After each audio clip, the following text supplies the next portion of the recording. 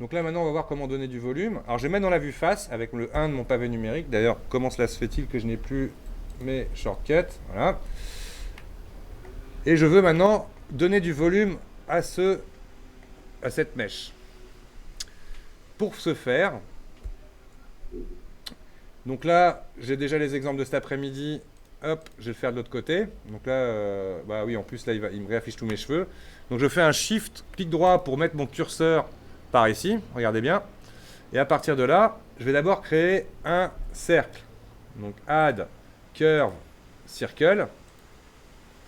Et dans mon option, je vais l'afficher align to world, view, pardon, pour le voir. Donc là, il a gardé cet après-midi l'option que je lui ai donnée, mais je vais faire plutôt un. Quoique non, lui c'est bien, on va le faire en petit. Donc là, il est à 0.02, donc c'est-à-dire que j'ai 2 cm de rayon sur mon cercle. Il est align to view, c'est parfait. J'ai le premier élément qui va me donner un volume. Petite option pour optimiser le maillage que ça va générer, regardez bien, quand j'ai mon cercle de sélectionner dans les parties curve, tout en haut, en fait, vous avez, je ne suis pas dans le bon écran, oui. C'est génial, j'ai tout qui s'allume sauf sur le bon écran. Voilà. Donc là, je reviens dans la vue face. En haut, ici, vous avez la résolution Preview You. Donc cette résolution Preview You, ici, vous la mettez à 1. Regardez, ça vous fait un carré. Donc si je le mets à 2, hop, voilà, j'ai mon octogone. Ça me suffira pour générer mon maillage. Et là, regardez, c'est tout bête. Je sélectionne les cheveux. Alors, pour faire bien dans mon exemple, je vais en Edit Mode et je vais vous le montrer que sur un cheveu, histoire que vous voyez bien le truc. Donc de la même manière, en géométrie, en cheveux ou tout ça, là je sélectionne celui-ci, P, séparate, sélection. Voilà. Donc là, si je vais maintenant en Object Mode, je vais avoir cet objet-là, je vais le masquer, H, et là j'ai mon fameux objet. Bien évidemment, on va montrer maintenant comment intégrer donc ce fameux cercle. Tout ça, ça va se passer dans le bevel. Object, je vais choisir ici, avec la pipette, la curve que j'ai créée. Attention, je suis en train de faire une connerie, j'allais mettre le bevel à mon cercle. Il faut bien que je sélectionne mon cheveu. Donc bien évidemment, l'extrude ne va plus fonctionner. L'extrude, il m'a servi au cas où, comme je vous l'ai montré, à gérer l'échelle, l'orientation. Mais là, ça va être remplacé du coup par mon objet. Donc quand je vais dans Object, vous voyez, il n'y a plus rien. Et là, je vais chercher du coup mon curve de Bézier. Voilà ce que ça me fait. Ça me fait une magnifique LOX. Mais regardez où c'est génial. C'est que je me mets dans la vue face, comme ça. Là, je vais dans l'Edit Mode de ce cercle-là. Et là, on imagine, je bouge les points. Donc là, on voit que ça, c'est le dessous que je bouge. Je peux aller l'écraser, par exemple, comme ça. Pour gérer, en fait, mon objet. Par exemple, là, si je prends ces deux points-là et que je fais échelle avec S, vous voyez, je vais pouvoir élargir mon objet. D'accord? Donc ça vous donne un contrôle, du coup, sur vos cheveux. Le deuxième, donc là, je sors de l'Edit Mode de cette curve-là. Toujours là où j'ai fait mon Shift clic droit pour y mettre mon curseur, je vais créer une curve Bézier. Pareil, je vais l'aligner par rapport à la view. Là, il y a un seul truc. Alors là, par contre, je vais le laisser à 1.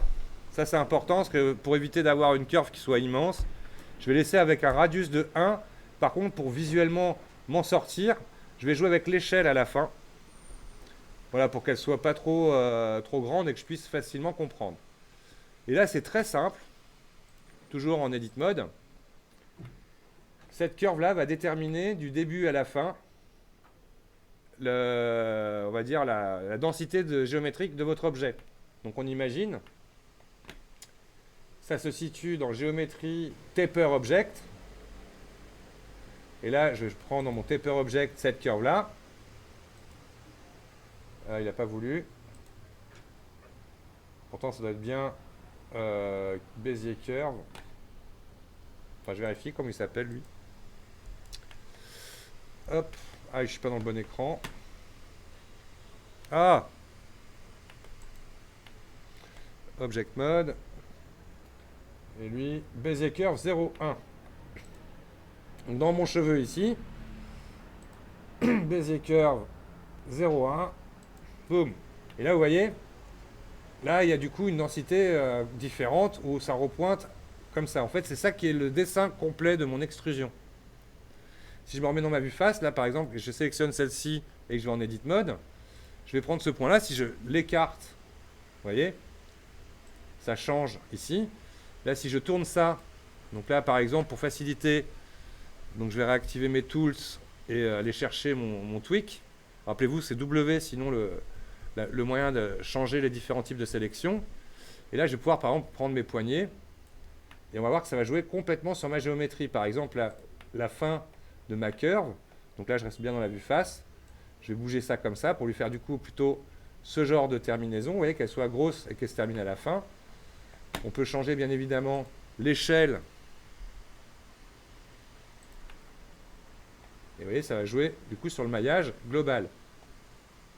Donc avec deux curves, donc une qui va permettre de choisir le volume, et elle qui va permettre d'affiner votre volume le long de la curve. Donc je rappelle, juste pour que ce soit bien inscrit, pour le cercle, comme pour la curve, je l'ai fait dans la vue face. Vous pouvez aussi le faire dans la vue gauche, mais ce n'est pas vraiment recommandé pour les pivots, quoi qu'il arrive, de toute manière. Comme vous allez aligner par rapport à la vue, ça peut être plus pratique dans un certain sens, pour être en fait dans n'importe quelle vue. L'idée, c'est qu'après, pour la manipuler, il faut que vous soyez bien dans cette vue-là pour le manipuler. Et donc, je rappelle le Shift clic droit qui permet de choisir où je mets mon curseur. Et avec majuscule A, j'ai ajouté d'abord un circle. Là, on ne le voit pas, vous voyez. Là, mon circle qui est je ne sais où, Bezier Circle 2. Donc, quand vous le créez, rappelez-vous de bien aller dans les properties et de mettre Align to View pour le voir. Et en gros, il faut imaginer que du côté gauche, ça va être le bas, du côté droit, le dessus, et ainsi de suite. Alors, je ne sais pas si on tourne, on va voir. Tiens, si je tourne celui-là de 90, tant que je ne tourne pas les points, mais si je fais ça, je fais par exemple une rotation de 90 à celui-ci, ouais, ça serait plutôt moins... Oui, ça ne change rien. Donc, en gros, si vous voulez l'avoir aligné à votre vue, après, vous faites un R moins 90, pour tourner de moins 90. Et là, après, comme ça, là, j'ai bien mon côté gauche, mon côté droit, ainsi de suite, le dessous. Et tout ça, c'est basé, en fait, c'est les points par rapport au point d'origine. C'est comme ça que ça va se générer. Exactement comme la curve ici. Tout ce qui va générer la déformation de votre maillage sera fait par rapport à là où se situe. Donc ça, c'est début et fin, de toute manière. Et après, ça, c'est l'épaisseur qu'aura votre mèche au début et comment il va se terminer à la fin. On imagine, tout bêtement, si jamais, par exemple, je venais ici prendre le point ici, là, je vais prendre le manipulateur pour me faciliter le déplacement et que je le grimpe en Z. Vous voyez, à la rigueur, on peut arriver à faire des trucs qui n'ont rien à voir avec un truc qui se termine en pointe. Donc là, ça dépendra donc de la forme de la curve que vous allez dessiner pour obtenir ce que vous voulez. Si je suis au niveau en dessous, là, normalement, ça, alors je ne sais pas si ça croise. Ouais, si, vous voyez, on peut même croiser. Parce que là, tout bêtement, par rapport au point d'origine, vous voyez, je suis allé en dessous. Si je me mets à peu près là, bah là, il va venir vraiment s'arrêter en pointe. Par contre, si je vais au-dessus, avec S par exemple comme échelle, vous voyez, ma pointe sera plus épaisse. Dernière chose, on va le voir ici. Pour éviter d'avoir un trou dans le maillage généré, il faut bien cocher, c'est dans les géométries, File Caps. Et là, ça fermera logiquement vos géométries. Alors pourquoi il ne l'a pas fait? Parce que ça se trouve, je ne l'ai pas fait à la bonne. Voilà, Fill Caps. Voilà. Là, il a bien fermé ma géométrie. Très important, donc, par rapport au cercle qui, par défaut, a 12 interpolations, de bien le mettre au minimum. Parce qu'après, sinon, ça va générer un maillage de folie sur votre objet. Donc ça, c'est la résolution preview.